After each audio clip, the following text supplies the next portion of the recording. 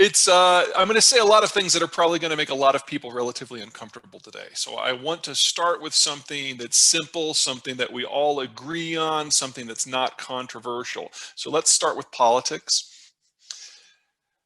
The American political system is going through one of its periodic modes of shuffling.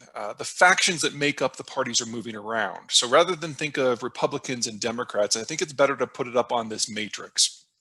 So if you're on the right side, an economic conservative, you want the government out of your wallet. If you're on the top, a social liberal, you want the government out of your personal life. If you're on the left, an economic liberal, you want the government to have a bigger tax take in order to rearrange society in some way. And if you're at the bottom, a social conservative, then you think that the government should play a role in regulating social morality in some way. And of course, if you're in a corner, you can combine these. So if you're at the bottom left, a social conservative and economic liberal, you like guns and you like Medicare. And if you're at the top, you're a social liberal and economic conservative, you think that the primary purpose of government should be to bring all bureaucrats everywhere to Washington, build a giant nuclear bomb, and then detonate it while they're still in the city. We're all on here somewhere. Here are traditional swing voters in the American political system today. Here is the Democratic coalition that we've come to know. And here are the Republicans. And then here is everyone together. Now, we've had a lot of weird things going on recently, but the most specific outcomes that we've had is that the Trump administration, Donald Trump personally, has brought the populace of the conservative bent in from the cold. They didn't participate in most of the last 5 elections until Trump came along. And we're talking 10 to 20 million additional voters who had not been part of the system before now are. That makes them not simply the largest faction in the Republican Party, but the largest faction across the entire American political spectrum. And to think that they're just going to vanish now that they've had a taste of power, I think is silly. But for everyone that Trump attracted, he also drove people away. This is the math and maps crowd of the Republican coalition, if you will. Military voters, fiscal conservatives, business voters. Trump drove them all away. He had clashes with all of them at various times. National security voters, or the national security establishment, he basically used as a prop. Fiscal conservatives, he ran the biggest deficits we have seen since World War II. And his mismanagement of the coronavirus crisis drove the business community away. And he didn't simply disagree with these folks. He campaigned against them in the midterms. He campaigned against them when it was time for re-election. He drove them out of his White House, and he drove them out of the party's apparatus. They, for all intents and purposes, are now swing voters. Excuse me. But he was also able to draw other people to make up for the loss of numbers. Union voters are natural allies. They're anti-free trade, they're social conservatives, and in terms of rank and file voting, he captured them en masse. Catholics had a split between the more doctrinal group, the more secular group, and then the group that kind of sees itself in the evangelist light, where the attraction of political power and marrying that to social policy really attracted them, and they became some of his most diehard supporters. And then the Hispanics are always the big surprise to most people. Yes, illegal migrants, and yes, young Hispanics, and yes, first-generation Hispanic Americans tend to be on the left. But once they hit second generation, that changes. In the border states, Trump carried the majority of the Hispanic vote, particularly in the border counties themselves. And that is a bloc that almost won him the election. They've switched. So here is our current Republican coalition. Now, there's a lot going on the Democratic side too, not just because the unions have been in motion and the Hispanics have been in motion. The Team Biden has driven the socialists out of the Democratic coalition. Now, not only did Biden beat this faction's policies with a dead horse during the debates and the primaries, and not only did he bring Obama out of retirement to campaign against wokeness, but it was really Biden's selection of Kamala Harris to be his running mate that really changed the math, because the socialists hate her.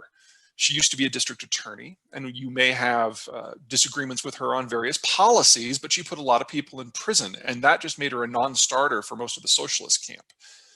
Now, I'm sure some of you are thinking, wait a minute, how can you tell me that Kamala Harris is basically a law and order Republican from the Vietnam era? Because that's kind of how she is. What about Portland? Well, let's talk about Portland. Now, this is exactly what it looks like. This is Darth Vader wearing a dress, riding a unicycle while playing a flame-breathing bagpipe.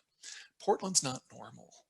And Portland is not representative of what this country is, or representative of what this country might one day become.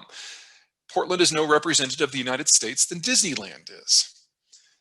And with the protests we saw last year that we all think of as being big and maybe a watershed, but if you factor out the first week in Minneapolis where it all started, and of course Portland, we never had more than 50,000 people on the streets at a time nationwide. It doesn't crack the top 10 for protest movements in American history.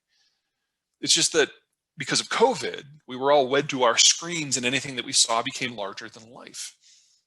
Now, were the Black Lives Matter protests important? Sure. And can addressing them, and I mean addressing them, but everything from the Proud Boys to Antifa and everything in between, can addressing all that serve us in our cultural evolution and our national stability? Of course it can. But let's start with a little perspective. Anyway, that's where we are. Trump built a far larger and a far more cohesive social conservative Republican coalition, while the math and maps crowd were banished to the wilderness. And that's kind of where we were until January 6th. Now, we can go down any number of rabbit holes. There's a lot of lessons that happened on that day. But for purposes of this discussion of the evolution of American politics, the big takeaway is that the Republicans have proven unable or unwilling to separate themselves from the events of January 6th in specific, or Trump's inability to use or even protect law enforcement in general. That means that so long as Trump is involved with the party, the Republicans can no longer claim they are the law and order party. And the group in the American political system that is in play, that cares most about those issues, is the business community. And if you look at the folks that Biden has appointed so far, we've had about 3,500 appointments. One is a socialist, just one. And if you look at the people at the top, particularly at Treasury and Commerce, they're very pro-business.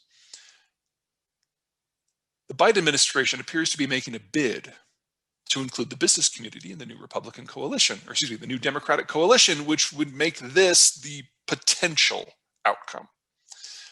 Now, I don't want anyone to get overly dejected or enthusiastic about these evolutions. There's still time for this to all shake out. We are in year 5 of what is normally an 8 to 12 year transition. It makes sense that we're seeing some outlines, but it hasn't gelled yet. But politics evolve. They follow changes in culture and economics and technology and geopolitics. We're dealing with the after effects of the Cold War and the rise of the digital age and a big wave of globalization and now deglobalization. Of course, we are going to manage our politics differently. Now, whether you love this or hate it, now is the time to act. If you're a business, national security, or fiscal conservative, and you want to remain a Republican, now is the time to act. You have a window of opportunity, because not everybody in that solid oval thinks it's a great idea to march to the Capitol with a Confederate flag and a can of Bear Mace and beat a cop. If you're trying to reclaim your party, now's the time. If you wait 2 years, it'll probably be too late, because we will be selecting candidates for the midterms a year from now.